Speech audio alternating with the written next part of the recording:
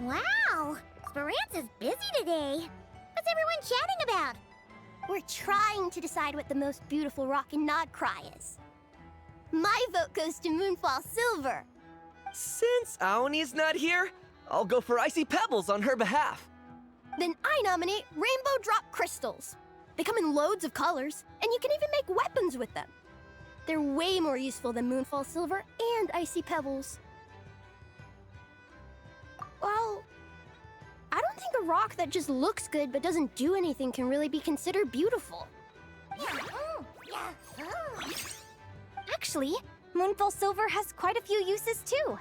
Although they're certainly not as common in daily life as those of Rainbow Drop Crystals. As it happens, during my investigation, I came across some interesting stories about clothes woven from Moonfall Silver. Huh? No way. You can weave clothes out of rocks? So you find it hard to believe too? Well then, you'd best sit up straight and listen close. Clothes made of Moonfall Silver? Oh, Paimon's super curious too! Come on, Traveler, let's stick around to hear this.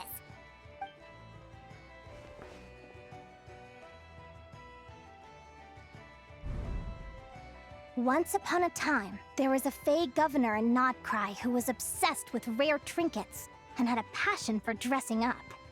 This governor's advisors worked day and night, desperately struggling to find new and exotic clothes for their master. Then one day, a young tailor dressed in black came calling.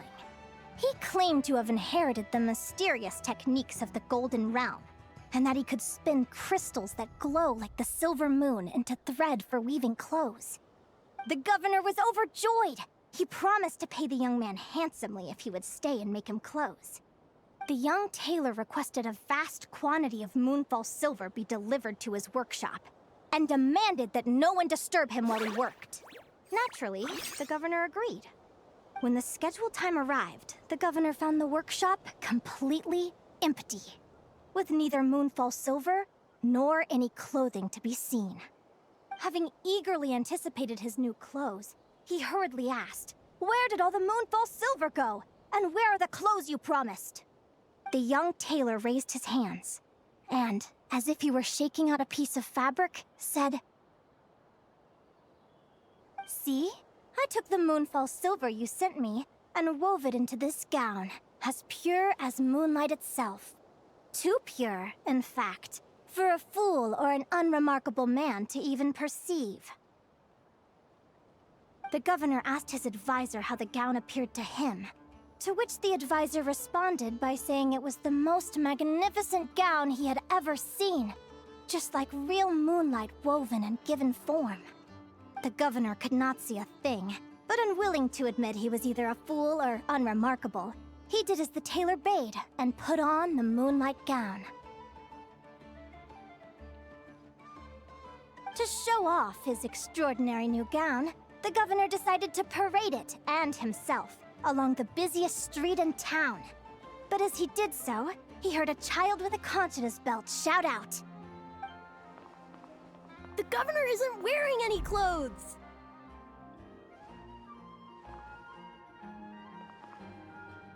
"It seems like our Miko has guessed how this story ends." The tailor was a cheat. There are people like that in Nasha Town too. I heard about this one lady from Sumeru who schemed a whole bunch of folks. Good question.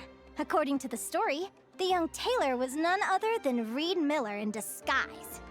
He traded the Moonfall Silver he took from the governor for Mora and gave it to the poor townsfolk.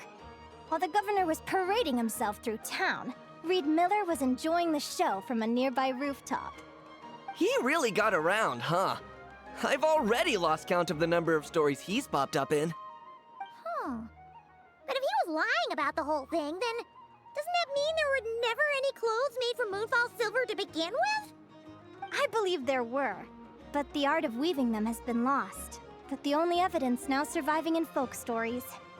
The tale of the fisherman and the beast also mentions a moonlight gown. But Nico and Maisie are still too young for that one, so I'm afraid it'll have to wait. Huh? No fair. You sure know a lot of weird and wonderful stories, Miss Linnea. I'm sure you've noticed by now, the world is so vast with so many secrets yet to discover. Even the things we think we know may well have unfamiliar backstories, like Moonfall Silver. The same goes for Rainbow Drop crystals, in fact. Each region of Tevat has its own unique minerals, and just like people from different nations have different customs, rocks from different places have their own distinct characteristics too. If you have the patience to listen, you may discover that even silent crystals begin to talk, sharing the stories they have etched into their memories. And not just minerals. Life forms, both ancient and new, are beautiful and unique. This world is filled with stories and mysteries of all shapes and sizes.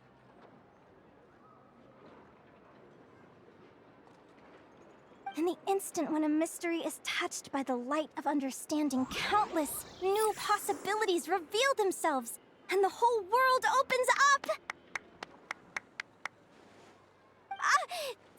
Sorry, I'm getting a little carried away. Linnea gets like this when she's talking about things she's interested in. If we ask Miss Linnea what the most beautiful rock in Nagcry is, she's certain to say, "Every rock is beautiful in its own way." So it's probably better if we ask you two to cast your votes. The most beautiful rock. What do you think, Traveler? Well, Paimon guesses it does look a bit like a rock. And it sure is pretty. What about you, Linnea? If you had to choose only one rock that was the most beautiful, How about we end today's lecture here? whoa. Miss Linnea is trying to dodge the question. Why don't we invite the Adventurers Guild to host a geological beauty pageant in Nasha Town? If that happens, we'll need to find a way to ban Dorota from attending. Yeah. If she's there, she'll do whatever it takes to make Moonfall Silver win. But you can't just ban people from taking part. Of course you'd say that. You're on Team Moonfall Silver.